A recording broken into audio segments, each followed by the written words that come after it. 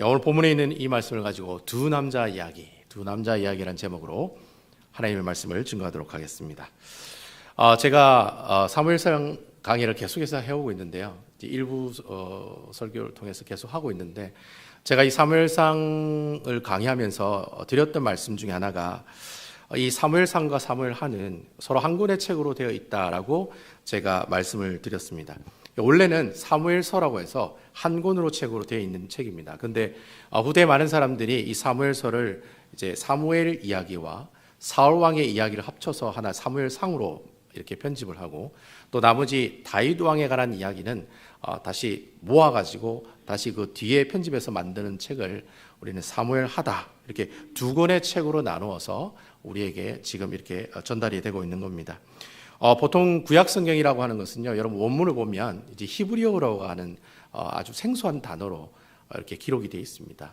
우리는 보통 글을 읽을 때 왼쪽에서 오른쪽으로 읽잖아요. 근데 히브리어는 오른쪽에서 왼쪽으로 읽습니다. 그러니까 여러분, 아무리 히브리어를 공부해도 이해가 되지 않는 것은 거꾸로 읽었기 때문에 그렇습니다, 여러분. 그래서 이 히브리어가, 그래서 우리가 보통 구약 성경을 히브리어로 되어 있고, 또 그 문학 작품을 히브리 문학이라고 이야기를 합니다. 보통 여러분이 히브리 문학, 즉 우리가 구약 성경에 나오는 이 책의 특징이 있는데, 그 특징이 뭐냐면 이 구약 성경에 나오는 히브리 작품들의 모든 이야기의 스토리의 중심 주제가 어디에 있냐면 모두 다 가운데 있다는 겁니다. 그래서 여러분들께서 구약 성경을 보시다가 이 말씀이 좀 이해가 되지 않는다, 도대체 무슨 말 하는지 모르겠다, 도대체 주인공이 누구냐, 이 메인 아이디어가 뭐냐 라고 이렇게 궁금하시면 그 성경을 보시다가 어디를 보면 돼요? 일단 가운데를 보시면 돼요. 가운데를 보시면 하나님께서 무엇을 이야기하고 또 누가 주인공인지를 쉽게 알 수 있게 된다라고 하는 겁니다. 그래서 여러분들께서, 이건 제가 여러분들에게 구약 성경을 보실 때 구약 성경을 쉽게 읽는 꿀팁이거든요. 이거 아무도 안 가르치세요, 여러분. 이게 왔기 때문에 여러분 알게 된 겁니다. 그래서 구약 성경을 보시다가 막히면은 앞으로 가지 말고 뒤로 가지 마시고 어디로 가요? 가운데로 가시면 항상 말씀을 쉽게 이해하고 파악할 수가 있다라고 하는 겁니다. 여러분, 오늘 우리가 읽은 이 사무엘상하, 그리고 사무엘상에 나오는 이 말씀의 중심 내용도 어디 있습니까? 바로 가운데 있다라고 하는 것이죠. 제가 사무엘상과 사무엘하는 한 권의 책으로 되어 있다고 했으니까, 그럼 가운데 부분은 어디냐? 사무엘상 8장부터 사무엘하 10장까지 바로 그 가운데 있는 내용이 바로 이 사무엘상하에 나오는 아주 중심 주제요, 아주 중요한 사건이 나오는 내용들을 우리가 볼 수 있다라고 하는 겁니다. 바로 그 내용 중에 사울 왕과 다윗에 관한 두 남자의 이야기가 나온다는 거예요. 그러니까 이 사무엘 상하의 가장 중요한 사람은 바로 이 두 남자, 사울 왕과 다윗, 이 두 사람의 이야기가 제일 중요한 내용으로 기록되어 있다라고 하는 겁니다. 그래서 우리가 보통 이 사무엘 상하를 기록한 이 저자가 바로 이 두 사람의 모습을 통해서 이야기하고 싶은 내용이 있을 거 아니에요, 그죠? 그래서 이 사무엘서를 기록한 사람이 누구인지는 몰라요. 뭐 어떤 사람은 사무엘 선지자다라고 얘기하는데 누가 이 책을 기록했는지는 모르지만, 그렇지만 그 글을 기록한 사람은 바로 그 두 사람의 모습을 통해서 이 글을 읽는, 즉 사무엘 상하를 읽는 사람들이 바로 솔로몬 왕 이후에 바로 수많은 왕들이 나누어졌던, 북이스라엘과 남유다로 나누어지잖아요, 솔로몬이 죽고 난 다음에. 그리고 북이스라엘에는 19명의 왕이 세워지고 남유다에는 20명의 왕이 세워져요. 총 39명의 왕이 세워지는데, 바로 그 39명의 왕과, 그리고 그 39명의 왕과 함께 있었던 이스라엘 백성들에게 읽으라고 준 책이 바로 사무엘상하에 나오는 내용이라는 거예요. 그래서 여러분, 이 사무엘상하가, 이 글을 기록한 이 저자가 이 글을 읽으면서 독자들이 두 가지 질문을 하면서 이 말씀을 보았으면 좋겠다라고 생각을 하는 거예요. 그 첫 번째 질문이 뭐냐면, 하나님이 기뻐하시는 왕은 어떤 왕이냐라는 거예요. 그렇게 수많은 왕들이 세워지는데, 그렇게 나쁜 왕들이 세워지는데, 그나마 그 왕들 중에서 좀 괜찮은 왕도 있는데, 그러면 도대체 하나님께서 정말 기뻐하시는 왕은 어떤 왕이냐라는 거예요. 이게 첫 번째 질문이에요. 그리고 두 번째는, 그럼 도대체 하나님께서 기뻐하시는 왕은 어떻게 살아야 되느냐라는 거예요. How to do that? 어떻게 그것을 내가 어떻게 살아가는 것이 하나님께서 기뻐하시는 왕의 모습으로 살아가느냐? 바로 이러한 질문에 대한 대답을 찾게 하기 위해서 바로 오늘 이 사울 왕과 다윗에 관한 이야기, 바로 그 이야기가 바로 오늘 이 본문의 말씀을 통해서 우리에게 전달해 오고 있다는 거예요. 그러니까 여러분 사무엘상을 보시면 다윗에 관한 얘기도 나와, 사무엘에 관한 이야기도 나와, 그리고 또 사울 왕에 관한 이야기도 나와. 근데 그렇게 나오는 사람들이 이렇게 살다 이렇게 죽었습니다. 이렇게 살다가 이렇게 하나님께 얻어맞았습니다. 이렇게 하나님께 복받았습니다. 단순하게 그들의 어떠한 삶을 이야기하기 위해서 이 사무엘서를 기록한 저자가 이 사람들을 기록한 것이 아니다라는 거예요. 하나님께서는 바로 이 사무엘서를 통해서 어떤 이야기를 하고 싶습니까? 바로 이 두 사람, 이 두 남자, 바로 사울 왕과 다윗이 서로 갈등하는 모습을 통해서 바로 제가 처음 여러분들에게 던졌던 두 가지 질문. 과연 하나님 기뻐하시는 왕은 어떤 왕이냐? 그리고 그 하나님은 어떻게 살아가는 왕이 하나님께서 기뻐하시는 왕이냐라는 이 두 가지 질문을 스스로 대답할 수 있도록, 그 대답을 찾아갈 수 있도록 읽으라고 준 책이 바로 여러분들이 보고 계시는 사무엘 상하에 나오는 이야기의 내용들이다라고 하는 겁니다. 그래서 여러분 이 사울 왕과 다윗의 갈등의 이야기는 지난주 제가 사무엘상 16장의 말씀을 이야기했잖아요. 바로 그 16장의 말씀에서부터 스멜스멜하게 어떻게 해요? 다윗과 사울 왕이 서로 부딪힐 것 같은 느낌 아닌 느낌이 막 드는 얘기가 나오다가 오늘 사무엘상 17장 말씀을 딱 보면 어떤 내용이 나와요? 본격적으로 사울 왕과 다윗이 서로 부딪히고 갈등을 일으키는 모습들을 우리에게 보여주고 있다는 거예요. 그래서 여러분 사무엘상 안에는 이 다윗과 사울 왕이 부딪힌 이야기가 어디서부터 어디까지 나오냐면 사무엘상 16장부터 사무엘상 31장까지. 사무엘상 31장이 사울 왕이 죽는 이야기가 나오거든요. 바로 그 내용까지 사울 왕과 다윗이 부딪히는 이야기가 우리에게 전달되고 있다라고 하는 겁니다. 그래서 여러분 과연 오늘 본문에 있는 이 사무엘상 17장의 말씀을 보면서 하나님께서 이 두 남자가 서로 부딪히는 모습을 통해서 우리에게 이야기하시고자 하는 영적인 교훈이 뭘까? 그러한 내용들을 여러분들과 오늘 이 말씀을 통해서 한번 같이 살펴보도록 하겠습니다. 같이 살펴보도록 하겠습니다. 나만 살펴보는 것이 아니라 같이 살펴보도록 하겠습니다. 우리 다 같이 사무엘상 17장 1절에서 3절에 있는 말씀. 자, 여러분 다 가급적이면 성경에 있는 말씀, 아마 말씀이 없을 거예요. PPT에. 제가 성경에 있는 말씀을 가지고 같이 보겠습니다. 17장 1절에서 3절인데요. 1절은 제가 읽고 2절은 여러분들이 읽고 3절은 같이 읽도록 하겠습니다. 17장 1절입니다. 블레셋 사람들이 그들의 군대를 모으고 싸우고자 하여 유다에 속한 소고에 모여 소고와 이세와 이 사이에 에베스다님에 진침해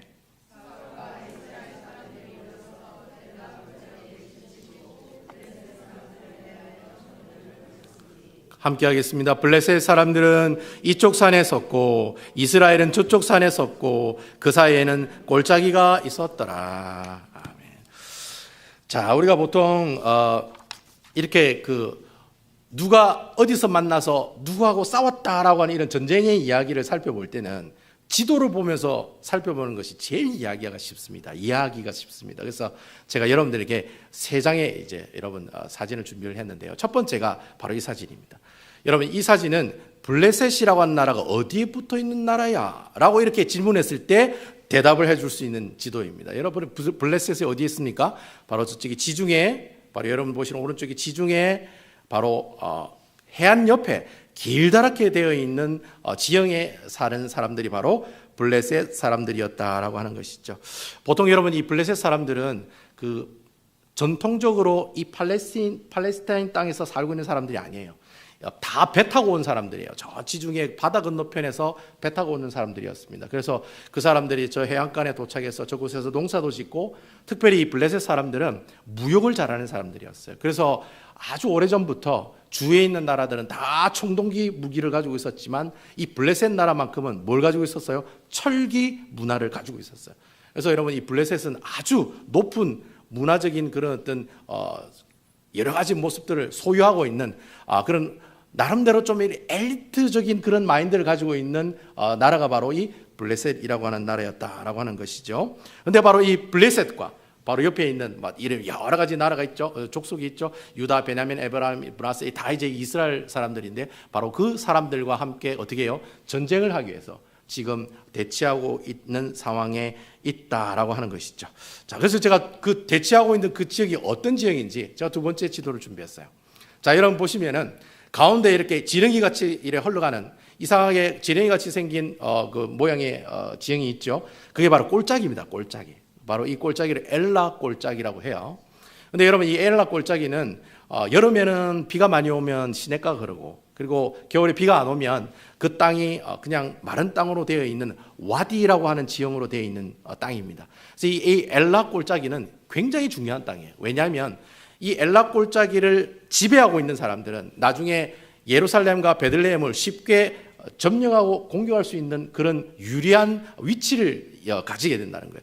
여러분, 예루살렘과 베들레헴은 다 산동네에 있거든요. 근데 지금 엘라 꼴짝이는 그 산동네와 밑에 블레셋 사람들이 살고 있는 그 평평한 땅의 중간에 위치한 꼴짝이라는 거예요. 그러니까 이 꼴짝이를 소유하고 있으면 나중에 이스라엘이 공격을 해도 쉽게 막을 수도 있고, 그리고 또 어떻게 해요? 또 쉽게 공격할 수 있는 그런 지형이기 때문에 그 중요한 지형에 바로 블레셋 사람들이 쳐들어왔고, 그리고 또 그 엘라 꼴짝이를 지키기 위해서 바로 이 이스라엘 백성들이, 이 사울 왕이 자신의 군대를 이끌고, 지금 보시면 남쪽 쪽에는 블레셋 군대가 있고 바로 위쪽에는 이스라엘 군대가 있다. 이런 지도 내용이 바로 저 지도의 모습들이다라고 하는 것이죠. 이래 또 지도로 보면 또 섭섭할까 싶어가지고 제가 또 사진을 한다 준비를 했어요. 세 번째, 자, 이것은 이제 그 엘라 꼴짝이를 가운데 두고 지중해 쪽에서 드론으로 촬영해서 여러분들에게 보여주는 사진입니다. 딱 보시면 이제 감이 딱 오시겠죠? 오른쪽에 산은 블레셋이 지금 와 있고, 왼쪽에 이제 약간 좀 높은 언덕에는 이스라엘이 이제 진영을 갖추어서 전쟁을 하려고 하고 있고, 가운데는 이렇게 평평한 땅으로 되어 있다는 거예요. 바로 그 땅에 다윗과 누가 싸웁니까? 골리앗이 1대1로 다이다이로 싸우는 그런 일이 바로 저기에서 일어나게 되었다라는 겁니다. 그러니까 여러분, 이 사진을 딱 보시면 저게 엘라 꼴짝이었고 지금 이스라엘과 블레셋이 저런 상태로 지금 전쟁을 준비하고 있구나라는 사실을 여러분 이 지도를 통해서 쉽게 이해할 수 있었다라고 하는 것이죠. 자, 여러분, 이러한 모습들을 보면서 제가 말씀을 준비하면서 그런 질문이 좀 생각이 나더라고요. 좀 왠지 좀 생뚱맞은 질문인 것 같지만, 지금 이스라엘이 블레셋과 싸우기 위해서 지금 대치 중이잖아요. 근데 어떤 질문을 하나 던질 수가 있냐면, 왜 하필이면 하나님께서 이스라엘 백성들이 블레셋과 싸우게 하시느냐라는 겁니다. 좀 굉장히 생뚱맞는 질문이죠. 그냥 뭐 블레셋이니까 블레셋하고 싸우겠죠. 뭐 누가 쳐들어왔으니까 싸우겠지요. 그래 이야기할 수 있는데, 근데 우리가 한번 그런 생각을 해봐야 되는 거예요. 왜? 왜냐하면 여러분, 이스라엘이라고 하는 이 땅의 주위에는 가나안 7 족속도 있거든요. 그리고 동쪽에는 요단강을 건너서 암몬 족속도 있고, 이러면 암몬 족속은 사울 왕이 여호와의 영이 임해서 가장 먼저 전투해서 하나님의 능력으로 이긴 족속이거든요. 그 암몬 족속도 있고, 남쪽에는 아주 비열한 아말렉 족속도 있고, 또 모압 족속도 있고, 북쪽에는 진짜 싸움 잘하는 아모리 족속도 있다는 거예요. 동서남북으로 다 있는데 왜 하필이면 저 해안가 구석에 있는 이 블레셋이라고 하는 이 나라와 이 이스라엘이 싸우고 있느냐라는 거예요. 그리고 거기다가 그 블레셋이라는 민족을 콕 집어가지고 그 블레셋 민족 가운데서도 어떻게 해요? 가드 출신 골리앗이라고 하는 사람을 또 콕 집어가지고 왜 하필이면 또 다윗과 함께 싸우는 분위기를 하나님께서 만들어가고 계시느냐.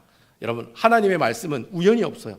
다 하나님의 계획하심과 하나님의 작정하심 가운데 이러한 사건들이 일어나고 있다라고 하는 겁니다. 왜 그러면 하나님께서 그 수많은 이방 족속들을 다 두고 블레셋이라고 하는 족속을 선택했을까요?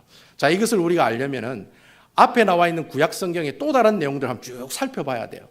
제가 이전에 여러분 구약 성경에 있는 말씀을 읽을 때는 항상 어떤 안경을 끼고 보라고 그랬습니까? 무슨 안경을 끼고 보라고 했습니까? 구찌? 프라다? 샤넬? 무슨 안경을 가지고 보랬습니까?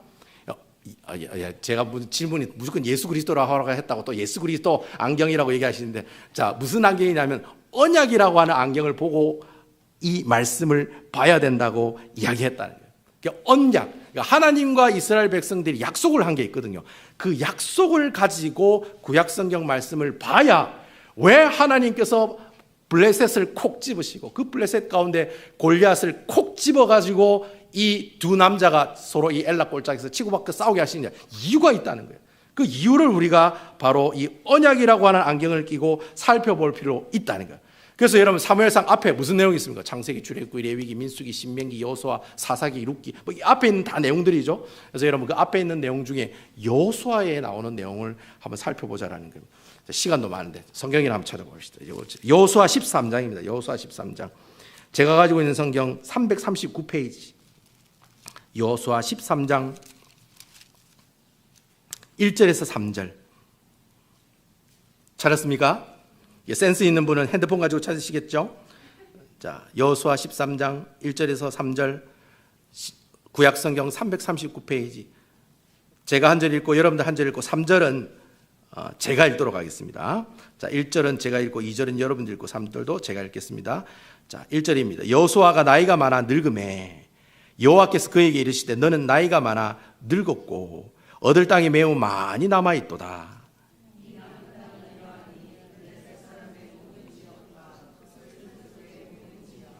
곧 애굽 앞 시올 시내에서부터 가나안 사람에게 속한 북쪽 에그론 경계까지 블레셋 사람의 5 통치자들의 땅 곧 가사 족속과 스다 족속과 스골론 족속과 가드 족속과 에그론 족속과 또 남쪽 아위 족속의 땅과.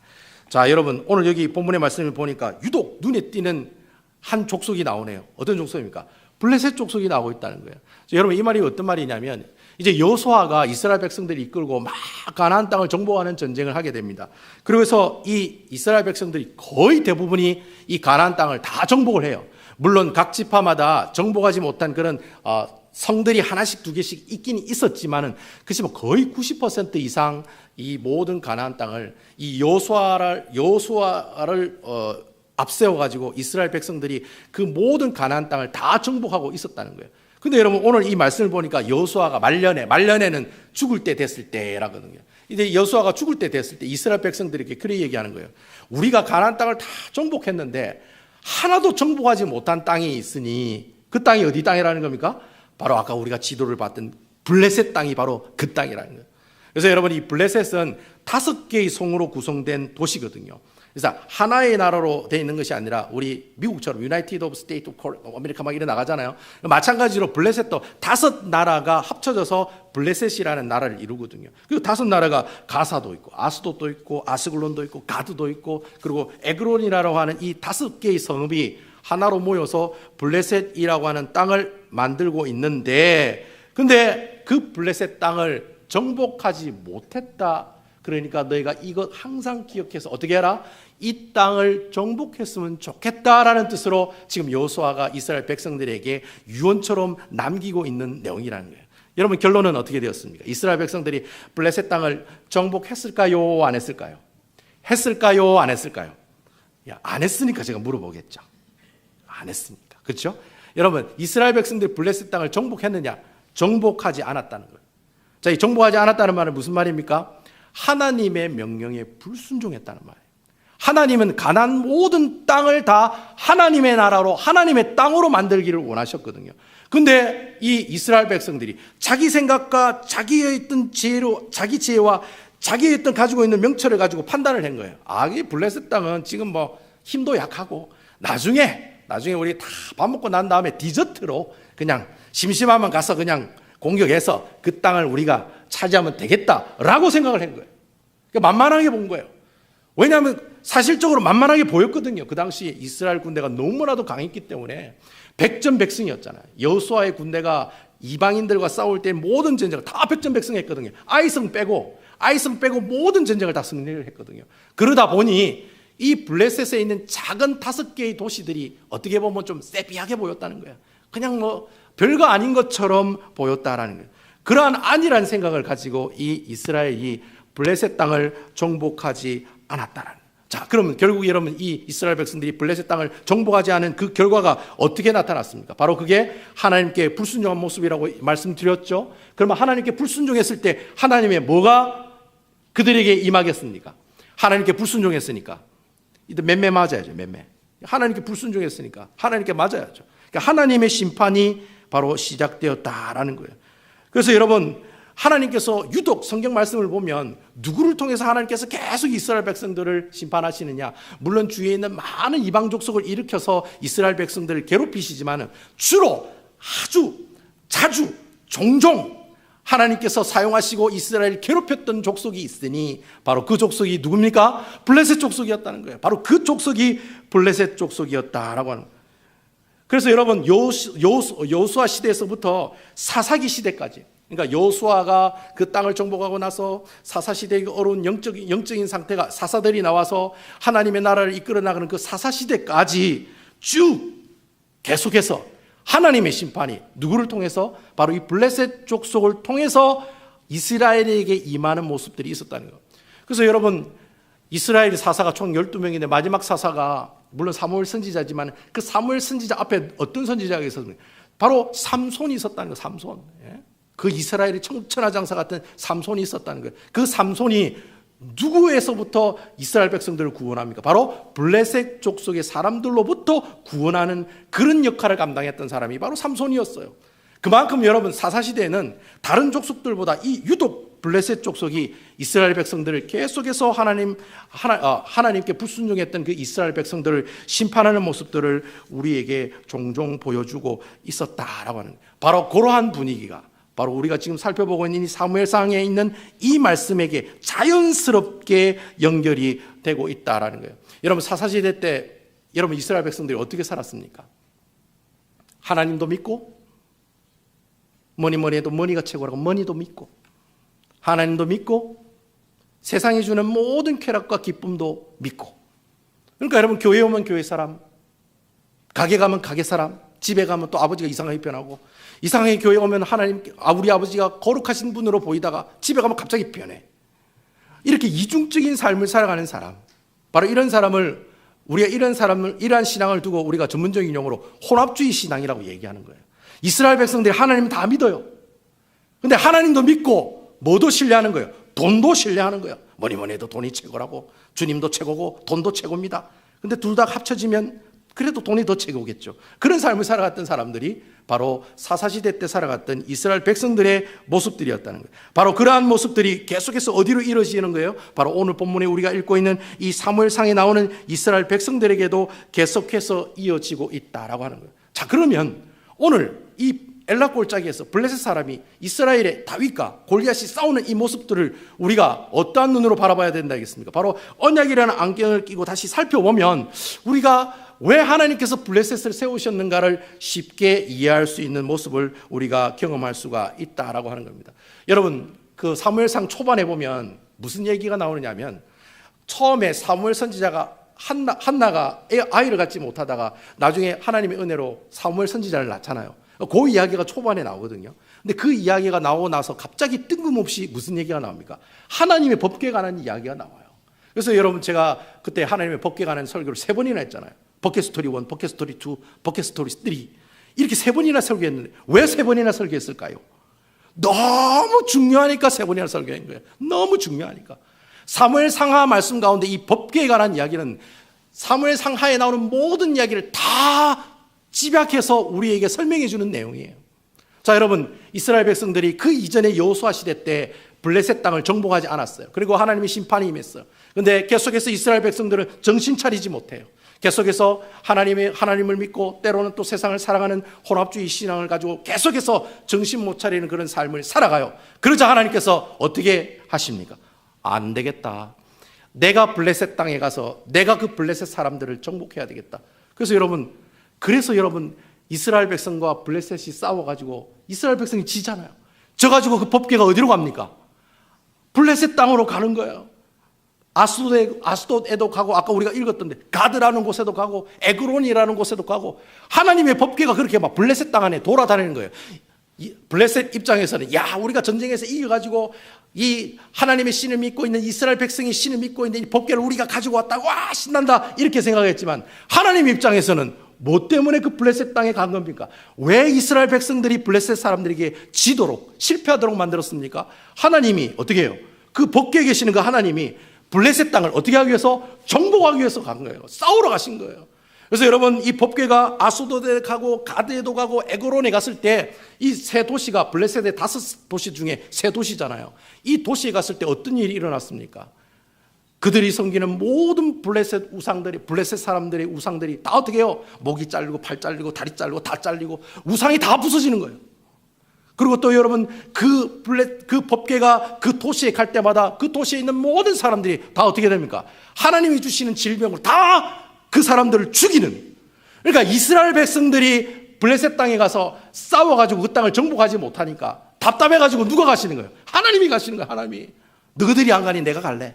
그래서 하나님께서 그 법궤가 가드 땅에도 가고 아스도 땅에도 가고 에그론 땅에 가면서 어떻게 해요? 그 블레셋 사람들을 하나하나 쳐서 정복해 나가는 그런 모습들을 우리에게 보여주고 있다라는 거예요. 그러니까 여러분, 우리 하나님은 뒤끝이 있으신 분이에요. 여러분 조심해야 돼요. 우리 하나님은 얼마나 뒤끝이 있으신데. 여러분, 이 블레셋 사람들에게 법궤를 뺏긴 이 사건이 그때 당시 이스라엘 백성들이 신앙생활을 잘 못해서 하나님께서 그런 벌을 주셨는데 아니에요.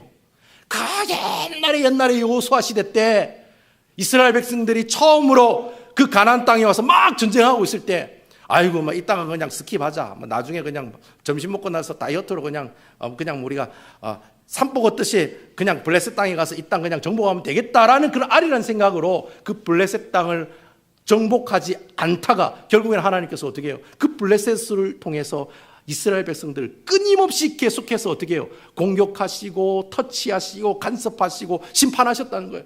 그러다가 심판했는데도 불구하고 이스라엘 백성들이 전혀 변화가 일어나지 않으니까, 사울 왕조차도 전혀 변하는 모습이 안 보이니까 하나님이 어떻게 해요? 답답해가지고 그냥 가시는 거예요. 그 하나님의 법궤가 답답해가 블레셋 땅을 막 돌아다니면서 블레셋에 있는 모든 사람들을 정복해 나가는 그런 모습들을 우리에게 보여주고 있다는 거예요. 옛날에 있었던 사건인데 하나님 그거 기억하시고, 우리 하나님 뒤끝이 많으시면 뒤끝 장렬이에요. 뒤끝 장렬. 그 옛날에 있었던 사건인데 그거 기억하시고 하나님께서 지금도 어떻게 해요? 이스라엘 백성들을 블레셋을 통해서 괴롭히시는 그런 모습들을 우리에게 보여주고 계신다라고 하는 겁니다. 그러니까 여러분 조심하십시오. 우리 하나님은요, 여러분들이 알고 있는 사랑의 하나님이요, 자비의 하나님이요, 긍휼의 하나님이시기도 하지만 여러분들이 가지고 있는 그 죄, 불순종의 죄, 그 죄를 끝까지 회개하지 않고 계속해서 똥꼬집을 가지고 계속해서 그 고집을 꺾지 않으면 결국에는 하나님께서 이 블레셋 족속을 통해서 계속해서 이스라엘 백성들을 괴롭히시는 것처럼 하나님도 여러분들 분명히 무언가로 괴롭히실 거예요. 뒤끝이 있는 분이기 때문에. 뒤끝이 있는 분이기 때문에. 뒤끝이 없는 분이 아니에요. 뒤끝이 있는 분이에요. 그런 분이시기 때문에 늘 내가 하나님 앞에 과연 이 죄를 지은 모습에 대해서 내가 주님 앞에 회개하고 나가는 사람들, 그러한 모습들이 여러분들 삶 가운데 있는 모습이 있으시기를 주님의 이름으로 축원을 드립니다. 자, 그래서 오늘 본문에 보면 계속해서 우리가 안타까운 마음이 드는데, 하나님께서 이렇게 계속해서 사울 왕에게, 이스라엘 백성들에게 블레셋을 통해 그들이 하나님께 불순종한 죄에 대한 그 죄값으로 계속해서 이렇게 터치를 하시는데도 불구하고 이스라엘 백성들이 어떻게 해요? 여전히 변함없이 청개구리와 같은 그런 행동을 우리에게 보여주고 있다라고 하는 겁니다. 그래서 여러분 사무엘상 처음에 보면 이스라엘 백성들이 갑자기 뭘 요구합니까? 우리에게도 왕을 세워주십시오. 갑자기 뜬금없이 우리에게도 왕을 세워주십시오. 여러분 이스라엘의 왕이 누굽니까? 하나님인데, 왕이 옆에 있는데 우리에게도 세상 왕과 같은 그 왕을 세워주십시오. 블레셋에 있는 그 왕처럼 강력한 힘을 가지고 있는 그 왕을 세워주십시오. 그러면 우리 이스라엘도 더욱더 크게 번창할 수 있겠습니다. 그러니까 여러분 하나님이 뭐라고 얘기하세요? 반대하셨어요. 처음에는. 왜냐하면 왕이 있는데 왜 또 왕을 달라는 거예요. 그래서 하나님께서 이스라엘 땅에 왕이 세워지는 것을 원치 않으셨지만 계속해서 이스라엘 백성들이 요구를 하니까 하나님께서 조건을 달고 이스라엘에게 왕을 허락해 주십니다. 그 조건이 뭡니까 여러분? 바로 하나님의 말씀에 순종하는 왕으로 살아라는 거예요. 여러분 아멘입니까? 하나님의 말씀에 순종하는 왕이 되라는 거예요. 만약에 네가 하나님 말씀에 순종하는 왕으로 살아가지 않으면 나중에 뭐라고 얘기하십니까? 네가 나중에 그 죄 짓고 나한테 와서 살려달라고 이야기하면 절대로 그 기도 소리 듣지 않겠다고. 네가 나를 살려달라고, 나를 구원해달라고 부르짖어도 나는 어떻게 하겠다? 모른 체 하겠다. 그럼에도 불구하고 너희들이 왕을 원하느냐라고 물으니까 이스라엘 백성들이 그러잖아요. 우리가 원합니다. 우리에게도 왕을 주십시오. 괜찮습니다. 그냥 주세요. 그래서 여러분 하나님께서 사울 왕을 뒤도 돌아보지 않고 버리신 거예요. 여러분 하나님께서 사울 왕이 하나님께 버림받는 모습 보면서 여러분 그런 생각 안 하셨어요? 하나님 진짜 너무하다. 어떻게 저렇게 그냥 뒤도 돌아보지도 않고 줄을 딱 끊을 수가 있을까? 여러분, 그렇게 하겠다고 하나님께서 얘기하셨거든요. 그렇게 다짐받고 왕을 세웠거든요. 그래서 하나님은 하나님 그 약속대로 그대로 이행하시고 실천하신 거예요. 그러니까 하나님이 너무 인정사정 없는 그런 분이 아니라 하나님이 그래 하시겠다고 하고 왕을 세운 거예요. 근데 사울 왕이 그렇게 왕으로 세움을 받았으면 어떻게 해요? 어떻게 해서든지 하나님의 말씀을 가지고 살아가려고 애를 써야 되잖아. 애를 써야 애가 나오잖아요, 여러분. 그렇잖아요, 여러분. 애를 써야 애가 나오지 뭐. 안 그래요? 가만히 있으면 애가 나옵니까, 여러분? 저는 애를 안 낳아봐서 잘 모르겠습니다만 어쨌든 여러분, 애를 써야 애가 나오는 것처럼 내가 뭐 이렇게 하나님 말씀대로 순종하려고 살려고 이런 모습이 있어야지만이 하나님께서 긍휼을 보여주시고 하나님의 자비도 보여주실 건데, 근데 여러분, 이 사울이 처음에는 참 하나님께서 기뻐하시는 왕으로 세움을 받았다가 나중에는 어떻게 해요? 모든 전쟁을 하나님의 뜻대로 이루어나가는 그런 모습이 아니라 자기 생각과 자기 명찰과 자기 생각으로 본인을 더 신뢰하는 모습을 가지고 하나님의 이름만 들고 하나님의 능력을 들고 가지 않는 거예요. 하나님의 이름만 들고 다른 나라와 사람들과 싸우러 가는, 전쟁하는 그런 모습의 삶을 살아가게 되었다라고 하는 것이죠. 결국 여러분, 나중에 사울이 하나님께 버림받고 나중에는 하나님의 영이 그 심령을 휘어잡고 있는 것이 아니라 누가 그 영을 휘어잡고 있다고 했습니까? 악한 영이, 악신이 사울을 붙잡고 있다라고 성경은 이야기하고 있다는. 자, 이렇게 되었는데도, 이 지경까지 갔는데도 사울 왕이 하나님 앞에 회개하며 돌아왔어요? 안 들어왔어요? 돌아왔습니까? 안 들어왔습니까? 안 들어오더라는 거예요. 안 들어오더라는 거예요. 여러분, 이게 바로 사람이 가지고 있는 한계라는 거예요. 아무리 하나님께서 블레셋 사람들을 동원해서 그렇게 하나님 앞에 회개하고 돌아오라는 그런 메시지와 사인과 그런 모습들을 보여주셨는데도 불구하고 사울 왕은 끝내 하나님 앞에 회개하고 돌아오지 못하는 그런 왕으로, 결국 하나님께 완전히 버림받는 그런 왕으로 살아가는 존재가 되었다라고 하는 것이죠. 그리고 이렇게 이스라엘 백성들이 안 들어오니까 이제 하나님이 어떻게 하십니까? 새로운 계획들을 세우셔야죠. 얘들이 블레셋 사람들을 통해서 계속해서 이렇게 간섭하고 떴지 않은데도 아무 반응이 없으니까, 사울은 회개하고 돌아오지 않으니까 하나님 나름대로 놀라운 계획과 새롭게 이스라엘을 이렇게 세워나가시기 위한, 구원하시기 위한 새로운 계획들을 준비하게 되셨다는 거예요.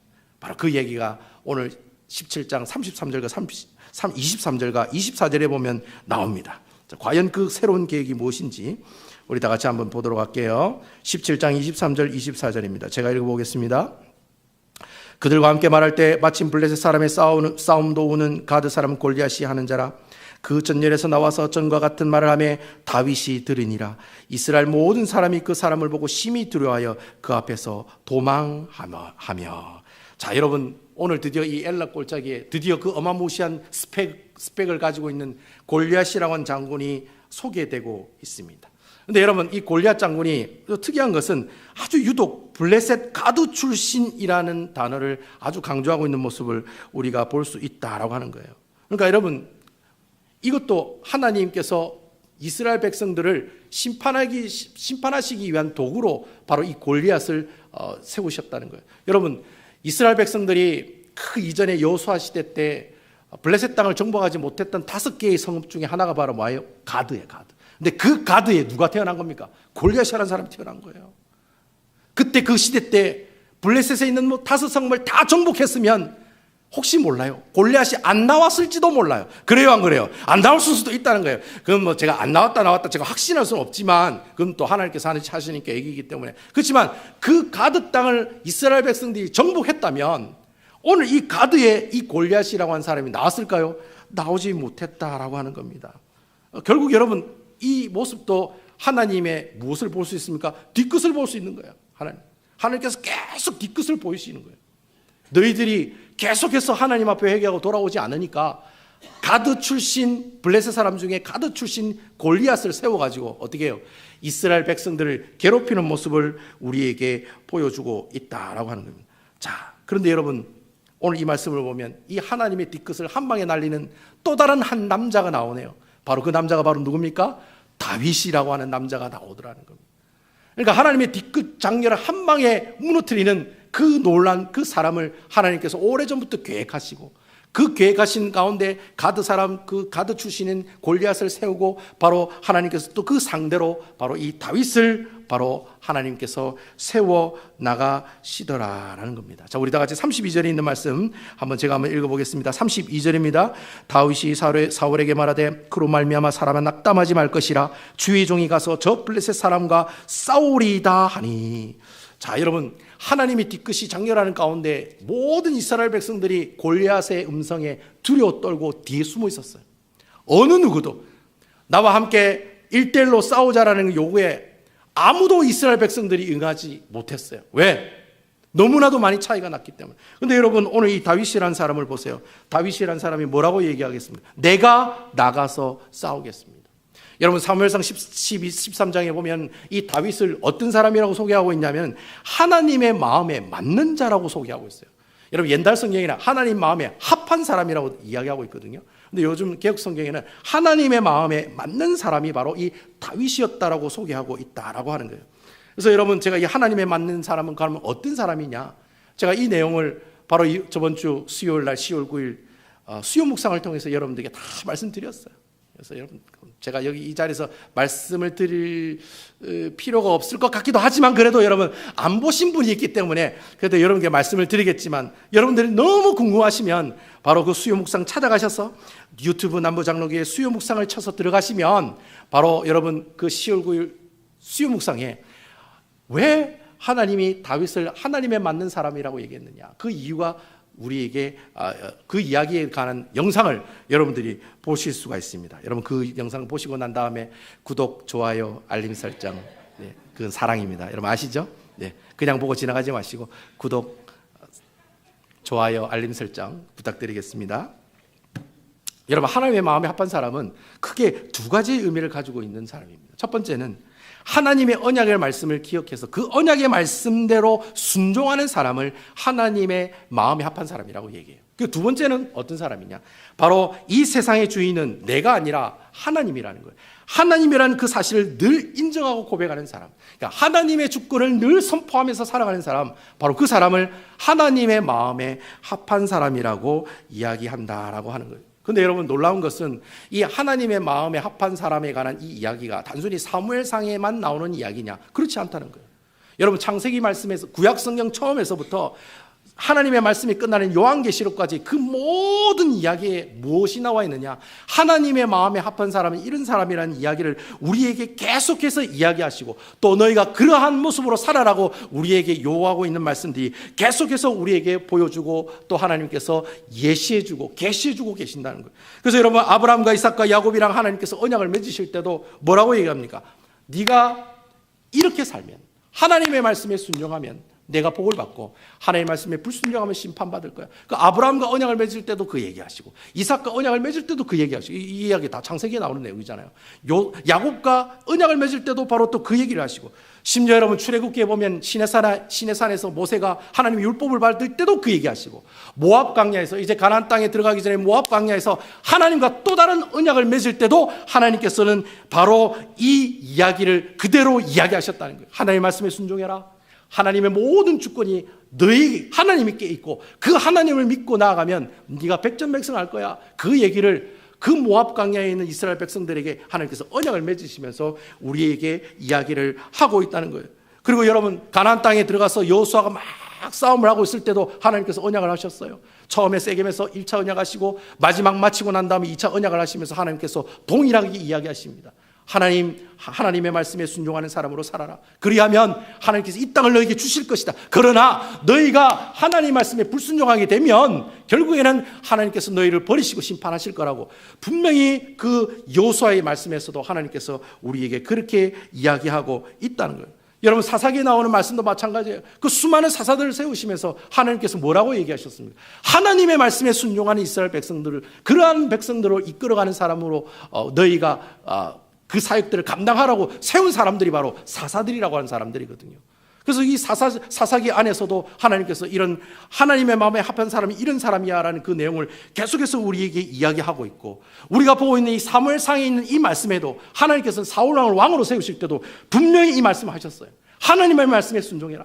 네가 하나님의 말씀에 순종하지 않으면 네가 하나님의 이 모든 전쟁을 하나님께서 하신다는 사실을 네가 선포하지 않으면 어떻게 해요? 하나님께서 분명히 너를 버리실 거라고. 사울 왕을 세우실 때도 하나님께서는 분명히 이 말씀을 해오고 계셨다는. 그러니까 여러분, 우리 하나님은 A부터 처음부터 끝까지, 머리부터 발끝까지 무슨 얘기를 하시는 거예요? 너희가 하나님의 말씀에 순종하면 내가 복을 줄 것이고, 너희가 하나님 말씀에 불순종하면 하나님의 심판이 임할 거야. 그러니 내가 살아가는 그 모든 삶을 주관하시는 분은 주님이시라는 사실을 항상 인정하면서 그 주의 말씀대로 살아가는 하나님 나라의 백성들이 되어라 라고 이야기하고 있는 내용이 여러분들이 지금 읽고 있는 구약성경 66권에 있는 하나님의 말씀이다라고 하는 겁니다. 계속해서 하나님께서 그 말씀을 통해서 이렇게 이스라엘 백성들에게 요구하고 또 요구하고 계셨다라는 겁니다. 그러니까 하나님께서 얼마나 멋있는 분이세요. 좀 뒤끝이 좀 장렬하신 분이긴 하지만 그래도 하나님께서 하나님 말씀에 순종하는 그 사람에게는, 하나님의 말씀에 그대로 따라가면서 하나님의 주권을 선포하며 살아가는 그 사람에게는 하나님께서 함께 하시는 그 놀라운 역사를 경험케 하셨다는, 그분이 바로 우리 주님이라는 거예요. 자, 우리 계속해서 우리 사무엘상 17장 45절에서 49절에 있는 말씀을 읽어보도록 할게요. 좀 긴 말씀이지만 45절부터 49절. 자, 45절은 제가, 46절은 여러분이, 47절은 제가, 48절은 여러분들이, 그리고 49절은 함께 우리가 합독하도록 하겠습니다. 17장 45절 말씀 제가 읽겠습니다. 다윗이 블레셋 사람에게 이르되 너는 칼과 창과 단창으로 내게 나와 오거니와 나는 만군의 여호와 이름 곧 내가 모욕하는 이스라엘 군대의 하나님의 이름으로 내게 나아가노라.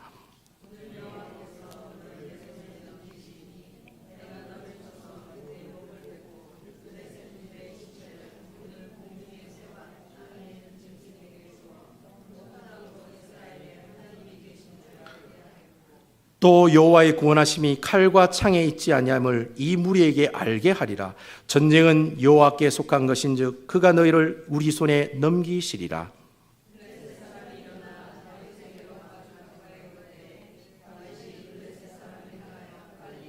함께 하겠습니다. 손을 주머니에 넣어 돌을 가지고 물매로 던져 블레셋 사람의 이마를 치매 돌이 그의 이마에 박히니 땅에 엎드러지니라. 자, 여러분, 우리가 한번 생각을 해봅시다. 이 골리앗의 키가 한 2m 90 이상 된다고 하거든요. 한 3m 정도 되는 사람이에요. 근데 이 사람이 온갖 장비를 갖추고 어떻게 해요? 이 지금 다윗과 싸우러 엘라 골짜기 앞을 나오고 있다라고 하는 겁니다. 근데 여러분, 다윗은 아직까지 미성년자나 마찬가지지, 아직 20살이 넘어가지 않은 아주 소년이라고 성경이 이야기하고 있잖아요. 이 소년 다윗이 이 골리앗 장군과 싸우면은 이길 수 있을까요? 없을까요? 일단 객관적으로 생각해 볼 때 절대로 이길 수 없다는 거예요. 여러분, 어떻게 여러분들 자녀가 5살짜리면 5살짜리가 아버지하고 싸우면 5살짜리가 이겨요, 아버지가 이겨요? 가끔가다 5살짜리가 이길 수도 있어요. 총 들고 이러면 이길 수도 있어요. 하지만 여러분, 아들하고 아버지하고 싸우면은 누가 이겨요? 당연히 아버지가 이기잖아요. 마찬가지인 거예요. 소년 다윗과 골리앗이 싸우면 누가 이기느냐? 당연히 골리앗이 이기게 되어 있다라고 하는 거예요. 그렇지만 하나님께서는 이미 오래전부터 우리에게 약속하셨다는 거예요. 네가 하나님의 말씀을 늘 순종하고 그 말씀대로 살아가기만 하면 내가 너와 어떻게 해주겠다? 함께 해주겠다라고 약속하셨다는 거예요. 여러분, 아멘입니까? 바로 다윗이 골리앗과 싸우러 나갈 때 바로 그 하나님의 약속을 들고 나갔다는 거예요. 하나님의 약속을 들고 하나님 나와 함께 하리라. 그래서 여러분, 다윗이 뭐라고 얘기합니까? 하나님께서 다윗이 만군의 여호와 이름으로 나가면 충분히 어떻게 할 수 있다? 내가 이길 수 있다. 여호와의 구원하심은 절대로 칼과 창에 있지 않는다. 오직 전쟁은 여호와께 속한 것이니 고로 하나님이 어떻게 해주신다? 바로 너희를 우리 손에 넘기시리라. 할렐루야. 그러니까 여러분, 하나님께서는 이 귀한 하나님의 말씀을 통해서 이 다윗을 통해서 하나님께서 말씀하기를 원하시는 거예요. 다윗이 골리앗을 어떻게 죽이고 다윗이 뭐 어떻게 이기고, 이게 중요한 게 아니에요, 여러분. 뭐 물맷돌 5개가 있는데 그 중에 한 개는 빗나가고 두 번째는 여기에 맞고 세 번째는 이마에 맞아가 죽었더라. 그런 이야기를 하려고 다윗과 골리앗 가는 이야기를 우리에게 이야기하고 계시니 아니라는 거예요.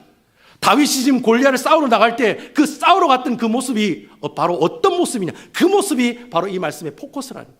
바로 다윗이 무엇을 들고 나가느냐? 하나님의 약속을 들고 나갔다는 거예요. 그리고 하나님의 약속을 들고 나갔다는 말은 그가 하나님과 함께 그 전쟁에 상황 가운데로 나아갔다. 하나님과 함께 다윗이 나갔더니 어떻게 됐습니까? 골리앗을 쓰러뜨리는 놀라운 하나님의 역사가 나타나더라는 거예요. 그러니까 여러분, 오늘 이 다윗이 가지고 있는 이 믿음, 바로 이 믿음이 바로 오늘 이 사무엘상 저자가 이야기하고 싶은 말씀의 핵심 키 포인트라고 하는 거예요. 여러분, 이 다윗이 말하고 있는 이 믿음이 단지 여러분 그냥 믿습니다 할 때 그런 믿는 그 입술로 고백하는 그 믿음이냐? 아니라는 거예요. 다윗이 어떻게 그렇게 큰 믿음을 가지고 어떻게 그 하나님과 함께 동행하심의 모습들을 확신할 수 있었느냐? 그 비결이 뭐냐? 바로 그 비결은 바로 다윗이 단순히 그 입술을 통해 하나님께 믿습니다라고 이야기했던 그런 모습들이 아니라 다윗이 가지고 있는 그 믿음은 37절에 보면 나와요. 여러분, 우리 다 37절에 있는 말씀 다 같이 한번 읽어보겠습니다. 다 같이 읽어보겠습니다. 37절 시작. 또 다윗이 이르되 여호와께서 나를 사자의 발톱과 곰의 발톱에서 건져내셨은즉 나를 이 블레셋 사람의 손에서도 건져내시리이다. 다윗이 가지고 있었던 믿음은 단순히 성경 공부 프로그램이라든 제자훈련 프로그램을 통해서 얻은 그 단순한 성경 지식 때문에 다윗이 가지고 있는 그 믿음이 고백을 할 수 있었던 게 아니라, 그러면 그 다윗의 믿음은 어디서 생겼느냐? 다윗이 목동으로 있을 때 사자가, 곰이 내가 지키고 있는 양떼를 막 잡으려고 할 때 내가 그 사자의 입을 잡아서 찢어버리고 갈기를 찢어버리고 그 곰의 입을 찢어버리고 갈기를 찢어버렸. 바로 이 다윗이 자신이 살고 있는 그 삶의 현장 가운데 누구를 경험한 거예요? 하나님이 함께 하신 모습들을 경험한 그 모습의 믿음이 바로 지금 다윗이 골리앗을 향해서 하고 있는 그 믿음의 고백이 바로 그 고백이라는 거예요. 그러니까 여러분, 다윗이 만든 그 믿음은 단순히 하나님이 주시는 말씀의 지식으로 얻은 그 믿음이 아니라 자신의 그 일상의 삶을 통해서 목동인을 하면서 살아계신 하나님의 모습들을 경험한 거예요. 아, 하나님께서 살아계시네. 사자를 그냥 찢어 죽이는 역사가 나타나네. 곰이 그냥 다 도망가고 다 그 갈기 그 털을 찢어버리는 그런 놀라운 역사가 나타나네.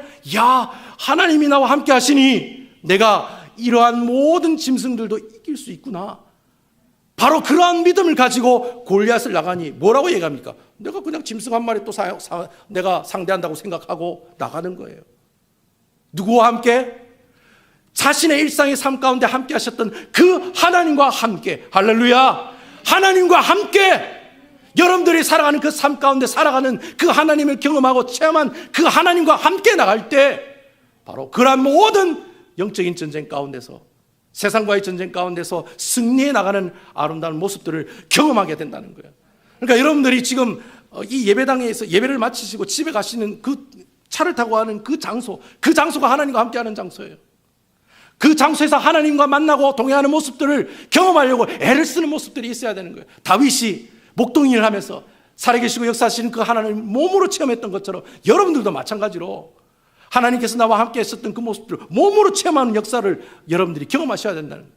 여러분, 암을 가지고 있었던 사람이, 암을 극복했던 사람이 암을 가지고 있는 사람에게 위로할 수 있는 거예요. 여러분, 아멘입니까? 나을 수 있습니다. 왜? 내가 옛날에 그 병에 걸렸다가 나았기 때문에, 하나님이 함께 하심으로 그 병이 치유받았기 때문에, 그래서 담대하게 그 사람에게 얘기할 수 있는 거예요. 하나님 살아계십니다. 하나님 당신의 병을 치유하실 수 있습니다. 주님을 바라보십시오. 그러한 놀라우신 고백을 그 사람에게 할 수 있는 거예요.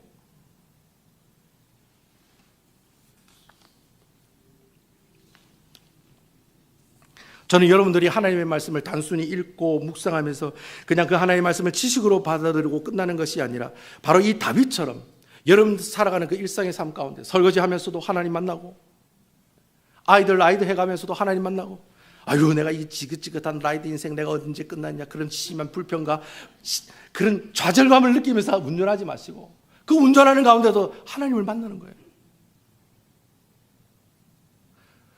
내가 일하러 가게 앞에 나가는데 오늘 또 어떻게 진상 손님을 만나가 내가 어떻게 살아갈까, 스트레스, 내가 열받는다, 이게 아니라 좀 힘들고 어렵지만 바로 그 가게 가운데 계시는 그 하나님을 만나려고, 경험하려고 애쓰는 거예요.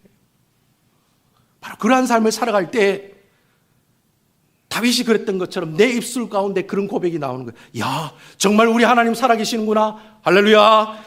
야, 정말 전능하는 하나님께서 이 병을 고쳐주시는구나. 아멘.